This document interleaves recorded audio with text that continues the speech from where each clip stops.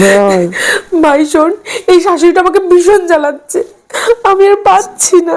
বয়স হয়েছে তোর, কতবার বারণ করছিস যাতে তুই বিয়ে করিস না? তুই আমার একটা কথা শুনিস না? ওই নাচলে বিয়ে করতে চলে গেছে, এখন আমি তোর হেল্প করবো না, আমি কোনো হেল্প করতে পারবো না তোর। সারাক্ষণ থেকে যা ইচ্ছে করবে, আমি কোনো হেল্প করতে পারবো না তোর। এক মিনিট কান্না বন্ধ কর। শোন, একটা প্ল্যান আছে, একটু রিস্ক বাট কার্যকরী। আরে তুই রিস্কের কথা চিন্তা করিস না, তুই শুধু বল। তোদের বাড়িতে ছাদ আছে তো? হ্যাঁ আছে তো।